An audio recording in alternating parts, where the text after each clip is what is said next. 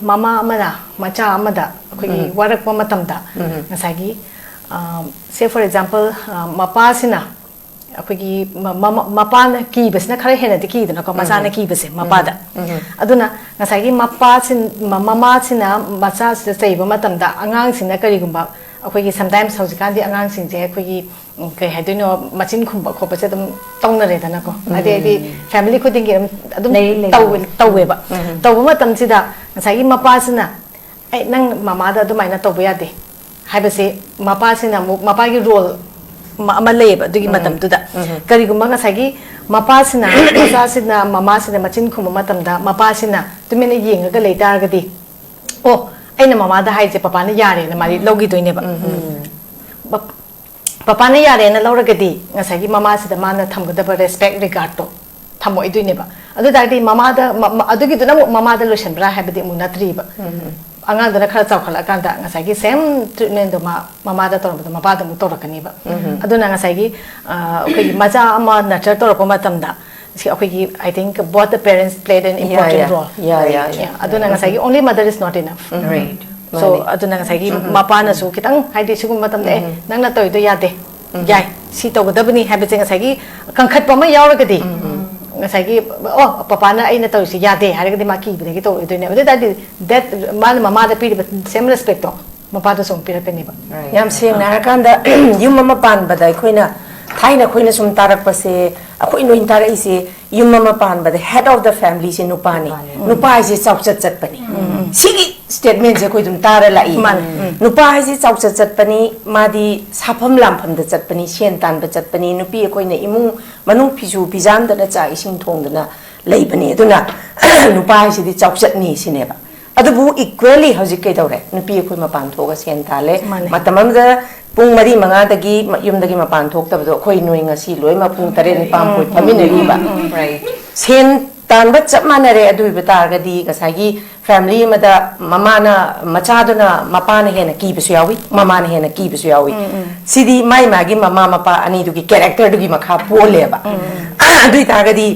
mama na hai ba du su aran ba pot di ngasai akoi gi ita na hai do kupsan da ba la la ga di la le sigi pot sima ko sumaina leiba mapa da tora kan da nang papa da sumaina to bu yade sabadi angang si family du da akoi na pali ba family si da akoi dagi impact se hayeng ugi basina hayeng magi yum ma pan ba matam da adugi image akoi gi du mataw mu tor ka doine ba adu na marue ba mama mapa ani gi kaino ha ba se yam noi je ai ru chahi khuding gi akoi gi march ki tang ni pan si international women's day si pangthoi adumakpu masi kari maramgi da mata pangthok pano magi importance magi objective sing si khangba makti dum khangda badina te adumakpu akoi international women's day the base tawka pangthok sawa dugumba akoi gi topic ni na R.K Bijayalaxmi gi oiba warol akoi international women's day gi significance objective same tang thambi ham bakda me ma koi ko na khunjari International Women's Day is a 8 March celebrate to this Hamad Day celebration in Tokide. Say early 1990s da 80s da nupi singchina documented award na kiba. Oh my. Okay. Tara. Hano magtada mayam pumna mapu viewer pumna mapu ikokna na khuramjari ekoina International Women's Day chahi khudingi 8 March da pangthok lagliba se ahamba dadi ekoi celebration oina pangthok lamde ekoi early 90s aduga 18s da kam ekoi nupi singsi aduki mate yamna awaba khudong jadaba yamna dangamba haitare ko ado makhoi sina kano khoi labor sing se worker sing si labor sing si dagi makhoi awaba sing si dagi horaki bani habedi sigumba matam sida women workers sing se makhoi factory staff adagi textile mills adagi khoi clothing gi workshop kumba da moi se thabak tawe moina thabak taw se khoi 12 to 16 hours tawe nomada akhoi pothabagi matam se iphang phang daba adagi mo akhoi working days na mo 6 days in a week week amada numit tarukni 16 hours thabak surak taragadi makhoida adagi momoina work tawriba environment si chu atuki matik yamna khoi amot pa jaga oiba akhoi health ki damakta yamna khoi health hazard oiba aduga ka se khoi thong lon jal laga toba aduna thong lon jal to kan sida khoi makhoi health issues me ama lakpa aduga ngasagi sigi manung sida kari gamba if suppose any kind of untoward incident thola pa matamda habidi makhoi da accident gum basu dum toina dum thoi hai tare ko adu dai su insurance gum pibi da ba habidi makhoi gi mating je leitaba adigi mo ngasai gi makhoi na suk wana matam sangna thabak tora bas dai sida khoi gi equal labor kanu se pay je phangda ba khoi gi nupa gi kanu dagi makhoi na hanthaba sang da phangba aduna sigumba awaba me am se yamna kuina mayokna rapatagi makhoi gi organization ama seme organization ama seme 1990 kanu da 1909 da aduga kasagi khoi gi organization se dagi vocal voice khoi gi pukhat nak ba hauna re ko hauna rapatagi sum mathang mayam se support tona rapdai dum yamna briefly adi tension laga haijar gi sang na haira gadi tamse kona rebo aduna khoi ni 1909 da di khoi gi sigi international women's day habigi mohota khoi gi ihan hanbo ina first national women's day na lerame adugi matam chida aduga date na 28 of February 1909 da ko aduna sina khwaidigi koina New York ta togi sigi kanu se aduga makhoi gi demands na labor right voting right aduga fair pay equal reward ko aduga ngasai gi makhoina speaker mayam sina koina makhoi gi nupi sing sigi akhoi gi livelihood se akhoi gi improve tongna bagi kanu da agenda da ko aduga ngasai gi the message ko aduga moina piriba message se yamna clear and simple oi aduga makhoi gi kanu se matam da moina high se demands se akhoi gi equality ko aduga respect aduga akhoi gi ya apokhoi na toriba kano se protest documentic peaceful oi yam peaceful oi taraga su powerful de documentic powerful oi bako aduna ngasai gi National Women's Day se akhoi gi America gi different cities moi mathang sum pangthong na bahor padegi akhoi gi prithvi da lai riba atopa country sing sina su emoina tori ba thabak si di yamna apha thabak ni habadegi loina ma yana ra padegi support to bahor eko adegi support to bahor hor pa adegi inspire to ra pa haitare to other parts of the Canada world ko aduna ngasai gi sigi 1909 da pangthok ki ba sigumba makhan gi akhoi gi peaceful protest na akhoi gi nupi gi punsida akhoi gi turning point ama oirakhi ba aduna ngasai gi public ki attention moina kano tore sikta haidi attention je moina haidi gain tore haitare ko aduga ngasai gi it led to the foundation of the this idea of International Women's Day se habidi sigi se akoina mafam khada khatang da pangthok pana tabida akhoi gi kaigina matam da prithvi da haidi leiriba country ko dimak ta leiriba nupi singsina face toriba challenges le similar oirapa ama nupi mafam khudingi kano se manarakpa aduna ka akhoi gi international gi level da international gi thak da sigi akhoi gi internet kano se women's day se pangthok mathau tare na tawbudegi akhoi gi Clara Zetkin na akhoi gi Germany gi masi kano ne activist ne yamna vocal oiba activist ni mana sigi idea se puthorpani international level da internationally sigi kano se akhoi women's day se pangthok se mathau tare na ko aduga magi idea se magi proposal se akhoi gi mi khudi mangna loina mak di support tor pa haitare ko aduga support tor pategi matam du da International Women's Day se moi date fix tawde adubu ngasagi 1991 1911 da akhoi gi first time oina International Women's Day se akhoi gi Germany da Austria Denmark Switzerland da pangthopa hogre ko aduga ngasagi makhoi gi voice se documentic akhoi gi yamna powerful oigre aduga makhoi gi kano se connection je ko yam powerful oiba sense of adegi shared purpose ko adegi hope asapi ba haitare ko mi kano akhoi gi nupi sing sida aduga ngasai gi akhoi gi transform to bagi nupi sing sigi life da transform to bagi tanja ma su pi ba ko aduna makhoi gi sigi vision of Clara Zetkin sina kano oira kanda akhoi gi inspired oira kanda akhoi gi 1911 dagi Russia da akhoi gi kano se first International Women's Day se pangthok hogre aduga ngasagi International Women's Day pangthok ibese pangthok na ngasagi nupi gi celebration hanadi akoi protest or badi celebration on thokre ko adagi UN na su akoi gi sakhang masak khangbire UN amuk yamna akhoi support tawbire aduga ngasai gi Russian Revolution ga mari leina nani ko ngasai gi akhoi 1911 da tawgrise Russian Revolution sida kamain tawge haba matamda akhoi gi First World War da akhoi gi lanmi sing se akhoi gi loina mak sijalapa adegi akhoi gi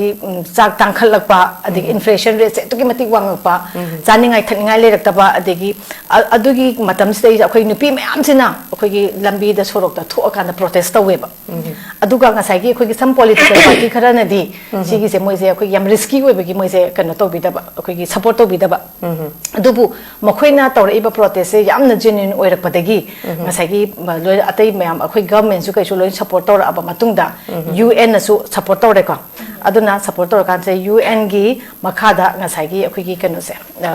International Women's Day se makhoina yamna akhoi gi recognize tawba mo ongda tawbi khre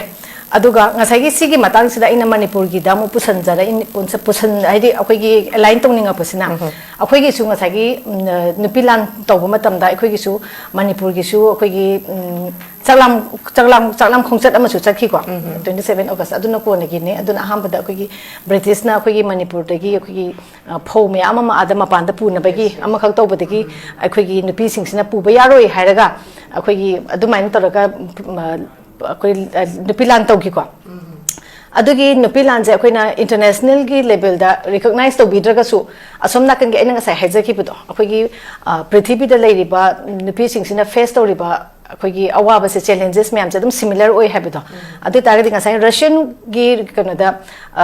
revolution da First World War gi mokhoi gi sai gi bread ki moina protest ala pudu akhoi gi som na kan ge sapasi ga hapet adum changdam na adum manai da na ko adum ai to da na nga sai gi akhoi gi UN na de kano da 8 March se sida oina moina date se akhoi gi kano hadi International Women's Day na fix to ko aduga 1975 sida mo kamain to ge ka the UN na officially recognize to bire aduga makhoina akhoi kano je focus to ri se akhoi gi women's rights and gender equality ko see around the world aduga akhoi gi makhoina globally ngasai gi akhoi gi country khudi makta moina si recognize to bire formally aduga akhoi gi it plays a major role in kano promoting major akhoi gi gender equality je si je puruk na bohon na bada UN na to ki matik achoba kano malobi thodang malobi ko aduga akhoi gi makhoina amuk organize to stage da makhoi gi conferences mayamam tawi education gi matang da women's ki ko akhoi gi support to women's education health and leadership nupi leadership akhoi gi tholang na bagi ko adige mu UN encourage to risi amo akhoi gi law khara seme to protect women's rights aduga akhoi gi sahi khuding gi akhoi gi theme amamam lei International Women's Day khuding gi last year gi na theme ama aduga handaki na theme ama adumai adu handaki theme jena akhoi gi give to gain hai ko aduga asagi theme amamam sema isna kai kino haiba matam da theme amam la ise hoji phawa da International Women's Day je pangthok na akhoi na tawgadori ba thodang se adum leiri en takpane ba loiba nai de na takpane ba habadi nupi se documentary akhoi gi professionally yamna advance ba yaure ko akhoi gi in the field of science and technology adegi engineering gi field da adegi teaching gi loimak ta loin sure ko politically kai ka loimak akhoi gi social activism da loimak adoi targa su still women are lagging behind adegi mo ngasagi akhoi gi political gi hairaga na akhoi gi say for example Manipur hairaga 60 seat leba matam da Manipur gi kano se akhoi gi nupi gi representative se only 3 khatane 6 khatane ba adu tadi akhoi se kyamu yamna lagging behind tawrge haibadu ne ba adu targedi ngasai ge mo ngasai workers in the hairaga na akhoi gi 80% of labor in Manipur se sidai sida akhoi gi majority se kano ne ba akhoi gi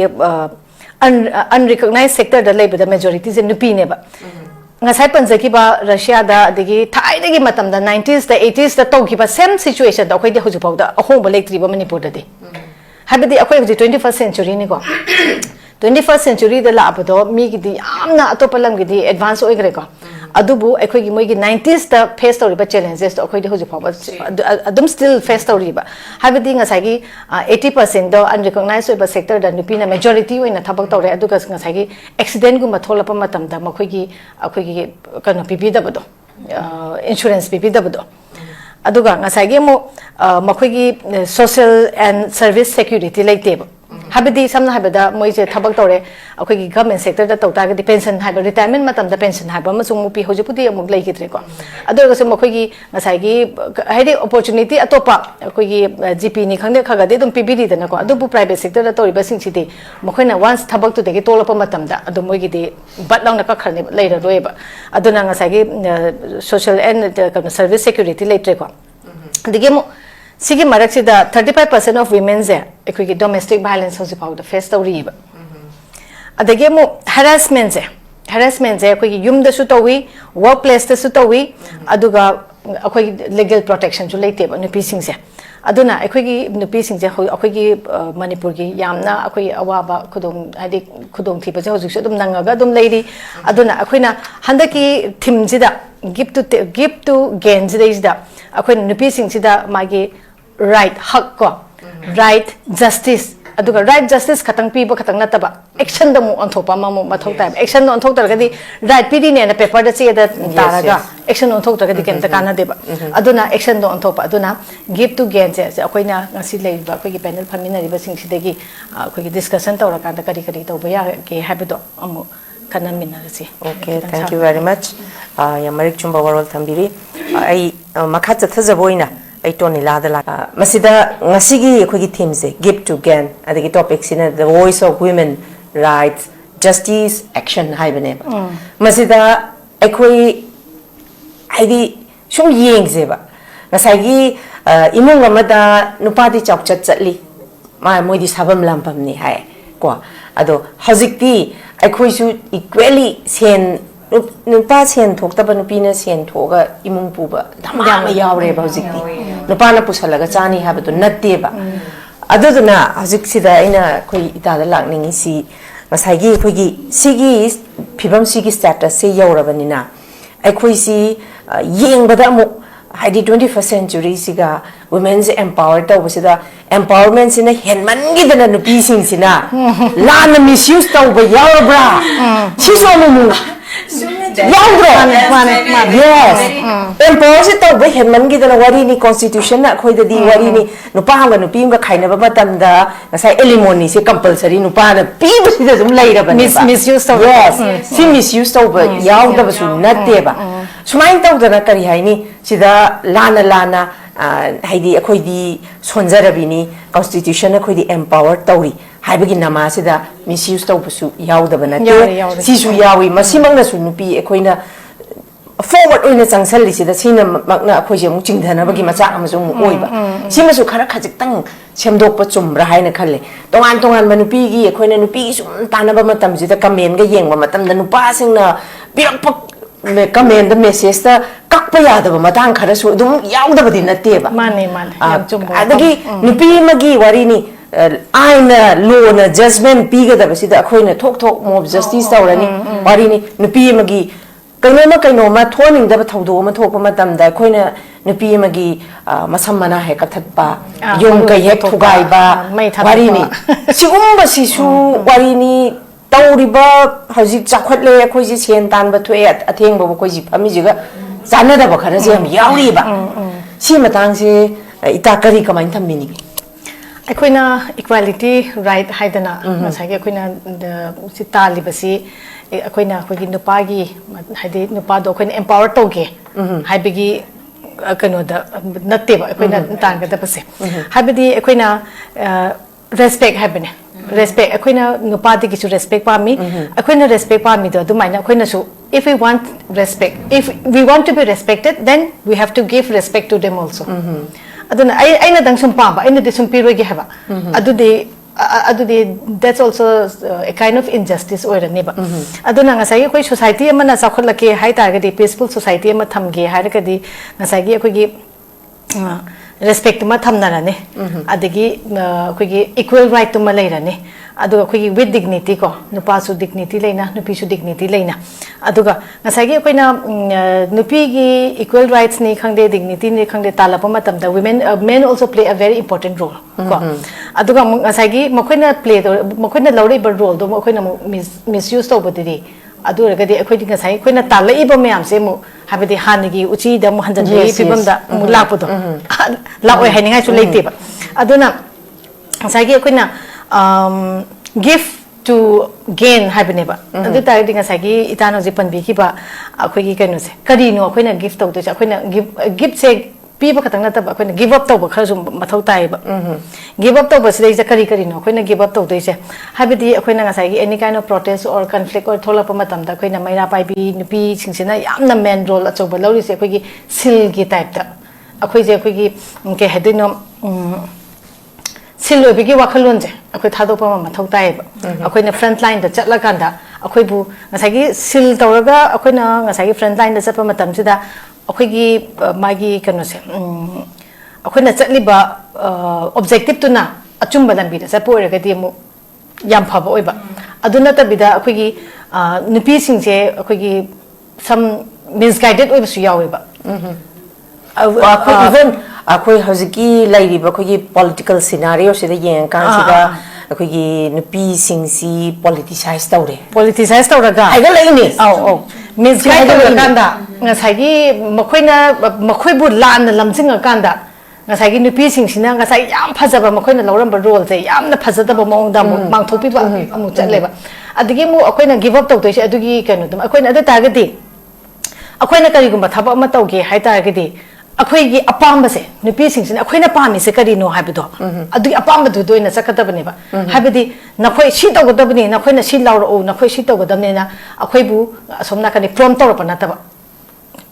hade isagi oiba apamba se akhoi nupi sina pami se kari no akhoi na tawrori ba akhoi gi objective se kari no habise akhoi na phajana clearly phajana khanga kanda akhoi na lambi do changsan ga dabne ba adu din nata bida akhoi na mi khara na leader khara na khangne amne whoever whatever akhoi na noi si tor ka dabni noi si gi mafam si da pung asukta la o si gi kano si slogan si law ga dabni na adu maina chat pa nata ba aduna akhoi gi asam ba se akhoi na apam ba se akhoi gi clear cut ora kan da chakada ba aduna ngasai gi akhoi na give up to doi se sigum ba akhoi gi knowledge se leita bida khang de bida hekta akhoi gi ekta changsan la ga to ba si ba sima give up to ba ma thau tai aduga mu ngasai gi akhoi gi mob justice pi ba se mob justice se akhoi na samna ha bidi akhoi na legally akhoi na kanu se akhoi gi khut ta loksan bai ta lo se akhoi na baisan ba adu da after all akhoi je nupi se akhoi gi kari oi ri ge ba maina pai bi oi gera adigi akhoi club ki ka adi makhoi duna ngasai gi law lady ba rule of law lady ba lebak da rule of law to follow to han ga da bane ba akhoi na ngasai gi yaningdre hare ga nupi do ngasai ta na pan bi ba masam phoi akhoi gi kari kati jap that bi ba maru ko thopi ba adigi nupa ma nupi ma kaino to me hare ga ta akhoi gi kari ba gi kaina ka thopi ba adu mai da to ba se after all who are they moi kai oi ri ge ba adari da tilli ba mitin kara do aduga sigumba gi wakhan ji masi give up to ba ma thau tai aduga akhoi gi decision making se akhoi gi samna ha bada ngasai gi kano da budget semba adigi akhoi gi political kano da decision making da akhoi gi implement akhoi sigumba si de akhoi nupi se ngasai gi yam yaw da ba se si yawan ba ma si ju decision making da yaw bangam da ba se tai karai da gi akhoi nupi isa da akhoi da weakness point ma khak lai ri ba even akhoi gi mai dai gi dharma da akhoi gi su tawranga dra khang da even baton ma tawrpa matam da nupa gi maming da ai gon da tawraga de ai nupa kai nang on tawraga de nang chatloi ha akhoi chatloi ha kani ba si gi concept si sum lai gra bani na batu ai gi ai na chat ka da pot akhoi ni chat mi na ya ba ai gon da tawra so amhani mangon tawra so amhani dana adu si gi matang si da kai ni imum si da akhoi gi right irei leite adum si gi pot si ma lai bani na ne si gi chumba asoi ba macha mayam si lai bani na wa ma ta na ba matam da hey nam ai di bunna ta na hai ba gi mota na pa gi aya ba laura bra hai bisi han hai ba na ma gi aya ba gi si gi pot si ayam ba yes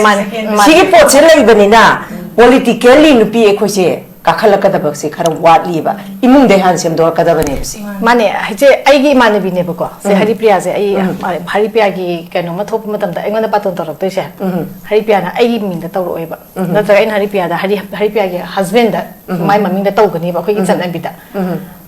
aduna sigi se direct aingonda hairagana aiga husband ga suma haiba akhoi gi su ai nupai side to eragana ai nupa gi hapani aduga and wife na adumai thaba adugum male akhoi gi da adagi hojigi tana yum dagi horakadabani habase nasagi akhoi gi yum dagi horakosida lawdori ba role se kanana lawgodoi no haba matamda mama sine ba number 1 adai ngasagi ai icha no pa maga nupi maga poe adai no pa maga nupi ma pobu matam sida ai nam ki mama do ina haijaki ngasagi ani do manaba mi yeng da budo chaw yuk na yuk khana ba do ai yu ina di yeng e buko ado ai khoi gi inembu khoi gi kano da generation da yeng treba aduga ngasagi even ai gi nupana ai gi samgong glass ma por ko matam da nangi nupa tuna nangi seba to holi ke gino daina haidi something adugumba le adugumba ma adu akhoi mamangi generation ne badu akhoi generation da dem tawroi ba tawdre ba haidi ai ija nupa kon phengali ko kon phengba hei adagi adumaina de yum de ma hora ni ko adagi ngasagi political gi kano to akhoi policy making sida akhoi nupi gi issue nupa na khangda issue yam ham lei ri ba adu da di adu gi issue mi am da policy making adai ngasagi sigi kano se ja sigi making se nupi ya hola no ba ya hol da ta gi nupi gi issue do kamaina pukhala ka doino adi kamaina solution pura pangam doino ba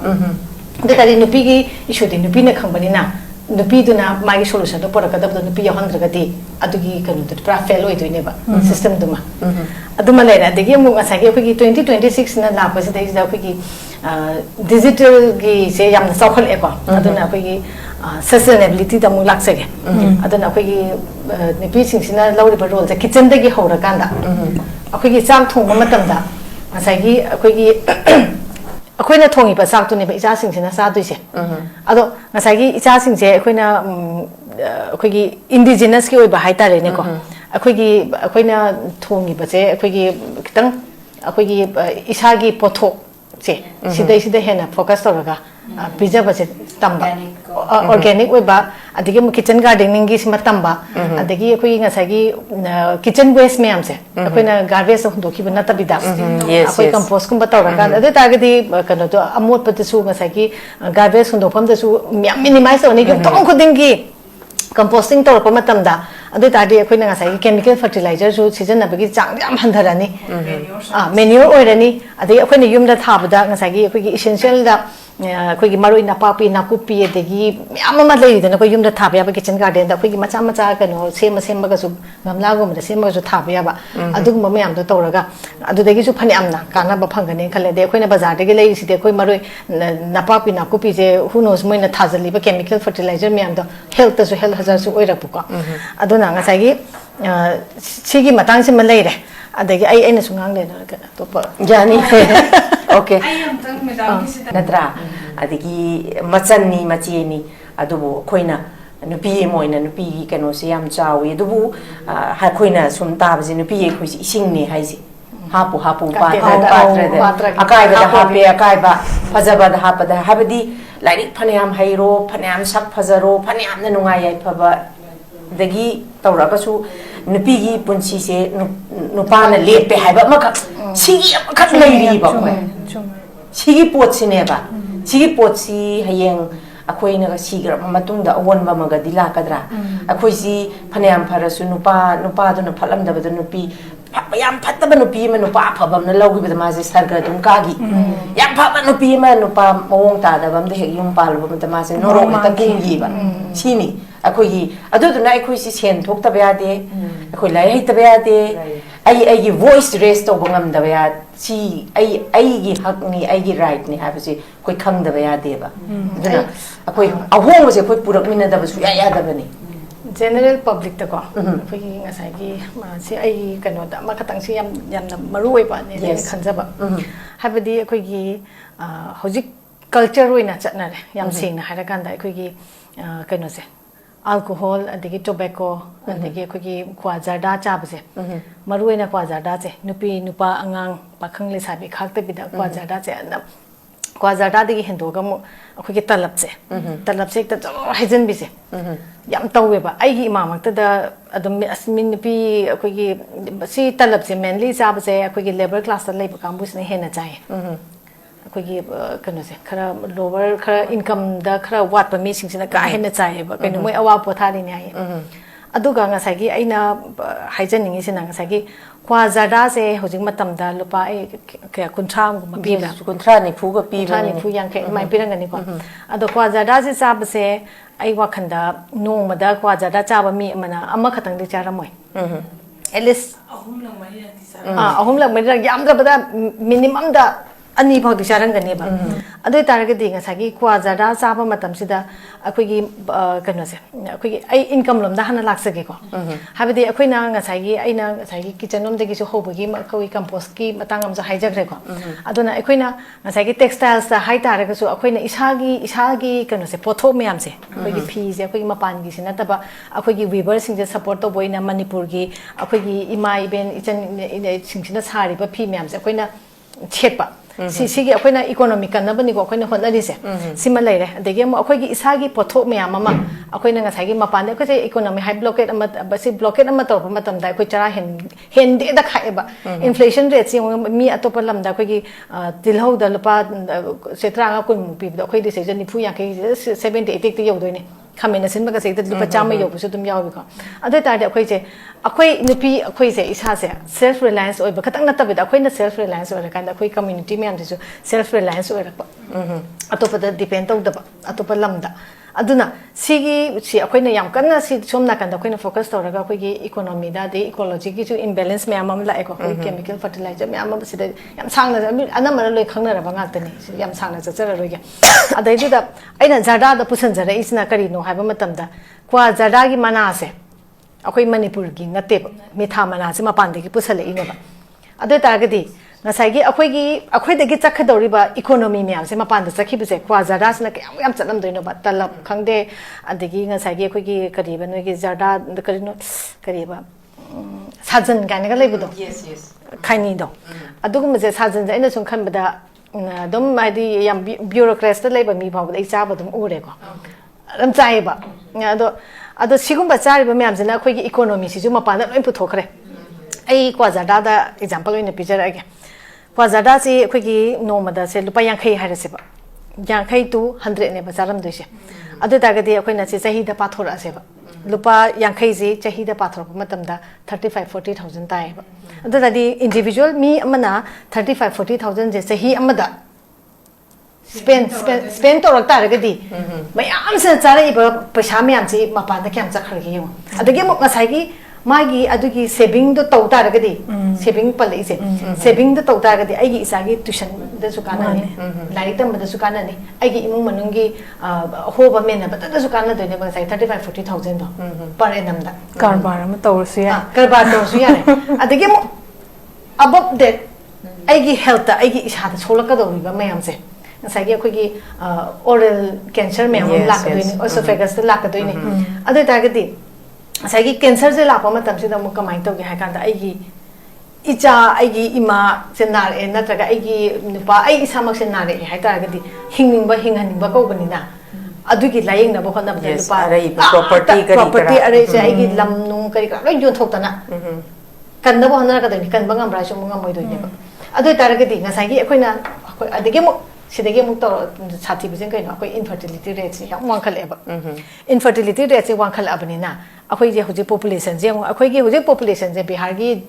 a Kanomana district, Amana Haley. Say 33 Kanogas is nothing compared to other big cities of India. Nata. Other than Nagasaki, infertility rates, name Abanina Kadaka gynecologist, Unabatarani. At the IBF Tonabahana, I do the Tonabana. I do give Costa. It's a queen of Poco, the tiny decision Mapandara Ponamini. A quick Halaman Gamdaco. How's it doing? I switch out any Catanico poison. Oh. Ani home days in the we do our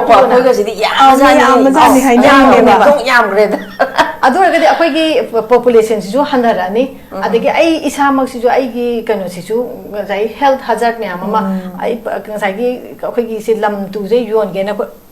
chat chat lani ko ti dan hairi se nakal chum de habana te bam chum me ba ko adubu mi ji sakhena bai metu ina wakhalon si chaning badagi thakning badagi wari ni thum khara yang chaning ba khara wa na chaning ba amta mana damnina masi sarkar na lokhat kada ba kanone ba thingada bane ba si mane thingada bane ba adu thingdri yolamnina wari ni adu si pusala matamda pusala matamda sigi chungja cha no habna ta magi limit ama thambadam ba habidi nasagi sigi market se to matamda nangi si 10 kilo dagi na pu ya adagi asai agadi aina yam haijaning bamna khoi angang sing se school gi angang sing se college gi kari gi mayam se khoi gi pan dukan am ta je loi phange ba sigi mayam se adu ta ga khoi gi school gi college gi magi kano da area da khoi gi 100 meter bu hai mani lairi ni adugi kano sida area sida siguma si yon ba yaroi na athingba ma thamba aduga mu chahi nauriba angang singsina si se khoi churu leiba lapa matam da nang chahi kano da chahi si sudri haraga khoi yon da na bagi sam protocol khara thamaga di siguma se khoi thingba ngam gadra na khale duna yam watli masi gi se khoi gi haidi masi kwa kum thana di yengudri adu ga implementation tawbadani adu ga sai action do action even akoi dry state leirambadu hauji akoi airport road yengsine loi mak masi liquor kano sales haidi nupi nupa mai mi gi life ni mai pesa na thakpani akoi gi thobudi leite adubu problem ding asai infertility gi matang la matam da general wina infertility gi matang la matam da khoina thengna basi masai gi masi gynecologist tanarani yengba matam da nupi si da soire harasi kwa adagi di nupi si magi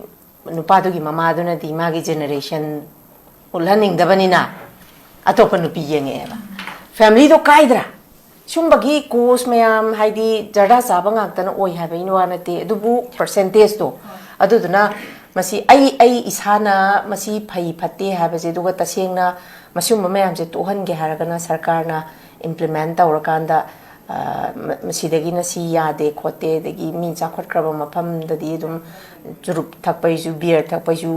mi gi chahi gi matang akhoi gi dadi du laitreba sisidi sarkar na akhoi even CSO na tawda su oiroi ba sidi aidi ngamoy sigi se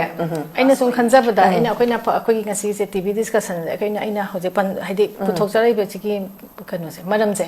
habidi sidi ai isa na gyan ta ga ta mane ai isa na gyan ta ga di ga sai thak se akhoi jada thingine na matam ma thingu matam dal pa cham ga yobu yawidana jani ga yobu yaw ho thinga go intang khat pase aduna nasagi thinga ga na hena akhoi hena chaning ba akhoi chade ade habigi type ta akhoi addiction gi type ta namna ta akhoi lupa lising pira ju ta leira ga chabigi keno ma leiba aduna tam covid ki ta thengna gi ba charing ne ba aduna akhoi isa se gyan ta ma change ba aduna isa se gyan ta han ba se si yam mathok tai ba aduna nasagi akhoi gi keno se isa da injustice ne ba tawri se ado nasagi si chara kansida aigi nasagi aina chara ni ko aina chaba su uba matam ai chana urane ba aina yu thapo igera se kwajara chabo igera de drug chabo igera ai chai su kamani gi chawara poino duna ado utar gadi papa su thai mama su thai ado haraga ai cha sing su gyara boi ning da mu su thapi chapi tor ka doine ba ado tar gadi kai nga khoina destroy tori se akhoi generation je khatana te ba akhoi gi future generation ju yauna khoina manghal la bane ba ado tar gadi khoina akhoi gi generation je sidagi semtok pa je mathok tai ba aina semtok tragadi aina kanana ba semtok to se aduna isa sing sidi aina chinna aina advice to bu ya ro ba aina tori ba po je moina matok tam ka doine ba practically ubase sine ba moina matok tam ka doine se yes seeing is believing adu exactly adu mane ba moina to ba to se aduna akhoi justice hai basi ga sai akhoi na women khatang da women empowerment da adi right da adu da tawri se si se akhoi gi ga sai gi ai samatik sa da bai sai gi future generation da injustice ne tawri se aduna akhoi na ga sai gi kanu se biofertilizer ki matang do se yam dipan jani mane do matam se lesalang do mandre aduna akhoi gi climate justice ki si matang da su ko sustainable development goals si makhanda sigum ba se yamna kanu to ningi sigum matang da su ko akhoi gi farmer da su akhoi gi hana gi traditional way of agriculture habidi akhoi gi kanu urea adigi si chemical urea तब तक हापचलगा मागी लौदो फरनी हाबिगी दुगुबा believing खरसु लैयेबको अदुगुम जे खिता कोइना सी ma'am जे करम कदाई देगी कमाइना सेमदोरकदेगे हाब कान ngसाइगी literacy से lyric सिदै सिदा लोइमक लाकनेबा अदुना ngसाइगी वार मतम द भावबदा लाइरिक से तम दबा यादे हने अखोगी एजुकेशन इन इमरजेंसी हाब अदु भावबद लैयेबा अदुना education is the main solution अदुना ngसाइगी अखोगी क्लाइमेट सो अखोगी अहोम मयाम लाइदना को हजिसे मणिपुर दा अदुना अखोइना हजि आइगी लम मागी लम जे कुकी गी लम नागागी लम अदगी मैतै गी लम न से खनरी से से अखोगी क्लाइमेट सिना लोय सोलप मतमदा अखोइ जे 50 डिग्री सारा गांदा पुमनमक्ता लोय कनानो पुमनमक्ता लोय से तौरगदा ngaतनेबा अदु दादि अखोइना हजि अखोगी कमन गोल से कइनो इकोलॉजी दा इकोलॉजी से अखोइ कनबा एनवायरनमेंट से कनबा अदुना जे एनवायरनमेंट तो ओइना फोकस तौसी अदु तौमिनसी अदुगा अखोइ पुन्ना अखोइ सिगी फाइट तौमिनसी अदुना अखोइना विमेन न लौगदबा रोल से नुपी म्याम से अखोइ इथन तौरगदी अखोइ जे वीक ओइनेबा अदुना अखोइ नुपी सिना लोइना यूनाइटेड ओइना वर्क तौरप मतमदा no power can beat the power of women yes yes अदुगा सिदा मतंग दि याम कुइना लौजर कैनोगी अखोगी IDPs की women sing से सिसु सि conflict सिदा अखोई सामंग मिटना उजरबदो को अतुगी मतिक अगरबत्ती साबाबु ओइरो अदैद मोइना सिदा मोइगी livelihood sustain तौनबो होटनरी J Moina थेंगनरम दोइसे अखोगी pregnant oiren khallo moi reproductive ki kaino je access leira moi doine ba adagi health care services mayam se hasan access to bunga moi adagi mayum makai bo do aidi kang khong sai rabani na magi family do kamai handle tor suicide cases mayam amusu khoina ta khrini ba aduna aidi ngasi gi international women's day je makhoi da oina dedicate tongning bodo haidi moi ni wa cham chum adagi si por kana se apoi gi madam no ko yana si putho pire exam na ka ai je haidi remind to bi ra pang ngai jere habiti ngasai gi akoi gi se kana gi ajin akoi gi meite ga kuki ga pola kan 60000 ne ba mani adu ta 60000 de relief camp ta lei ni ada relief camp ta lei ta ba mai khara atop ta lei so yaw adu da adu yam minimum kana ta ni leram doi se ko adu da dinga sai gi newly married me amam su yaw ri ba ngasai gi ai kana ta relief camp ta lei se wa na thina adu ta do oi ba su yaw ra ka dini relief camp ta lei re ba lu hong da ngai ri ba do relief camp ta lei ri do adu ta ga di mai gi family ka mai na sem gani mani privacy hai ba man lai adagi nupi gi issues me ama gi challenges me ama lei ri ba me am se hojik adu dum haide undermine to ga lei be ta lei re ba hojik se adagi mo sigi marak sida aina mo nu yam anu ai jada bana khoi gi handa ki khoi gi sei da lei gi draba me ama ma ge de compensation se pibi khre ba ko adu bu khoi gi missing gi me am se de hojik ba da compensation pibi dri ba missing gi bi se hi tare ngai ho hai ba se hi tare ngai ba si अखोगी से some special कनोदा दि अखोगी कनोदा अखोगी environment मांगी बसे सिगी दि अखोगी तोंगान बा मखि rule खरा लैबा हाइदे मखोगी दि special consideration PB बा हाइतारे को अदुगी special consideration पीबसे अखोगी अतोपा lambda पीगिबा अखोगी मै tsunami गा थोखिबा अदुगुंबा the पीगिबा लैरेबा अदो अखोगी दि नसागी आइसे अखोगी मिसिंग गी दा सोल्स की दा जो आइसे कन प्रेसिडेंट ओइना लेजबनी को अदो so na mu shupu souls ki akhoi member am su yauraga su lakhredana ko aduna ai moi se sengna kana ga si je kano lakpa se akhoi je hen remind to ra kan akhoi yamna awaba mu oi aduna akhoi hadi gi han gi do lai mang ning chang ora kan flashback tongning to ra ga moi do khamba ngam de lakchara roi ge na lakta bane ba awaba oi bido aduna yam kap akhoi je adugi me am hoji phawda moi justice phangdri ba ado hoji chahi ahum sure ko chahi tare ngai ba do chahi ahum sure chahi tare ngai se chahi tare je khang hawra roi ba adum phagra ne ba ado akhoi na handak ke no gi akhoi gi prime minister la am matam da su akhoi gi formalities lai follow to ra kan da akhoi je pa kan se appointment je ni ba matam da pibi rak de ko president la ame pibi rak tre panju pan biram dre ado pan bo pan biram deba IDP ki palami adegi ngasai gi ate te gi loi palame bo ko antuga missing sti it's as if they don't exist later by type to re bo ko adu dana hoji anoba sarkar popular government ama form ko hoji adu tare de ko je do we still have some kind of hope leiri bra asa khara leiri bra ko je popular government na hoji phau da koi kari to bira ba ya ba ge ha da se adu moi di yam sing na ha da kan da asa leitre na la ya tra bane ba फने यामना popular government लाक्ता जो अखोई आशा लेत्रे appointment लो give up तौरे अखोई हानगी अखोई ऑनरेबल कनोदा करी से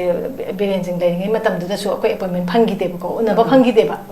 अदगी मो प्रेसिडेंट रो लाखरे अदुदसु मो गवर्नर न कदोतुइनो मंगोदसु अखोई फंगिद्रे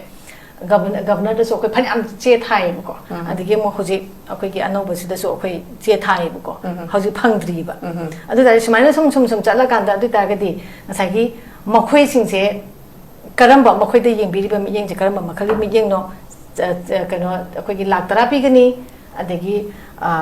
थबक अमम पीगनी नदी हेक ताबदे लाथोपदे हेक ताबदे नुंगाइबा अदो होजि फावदे मै पैसा सेकी यम फंगद्रीबा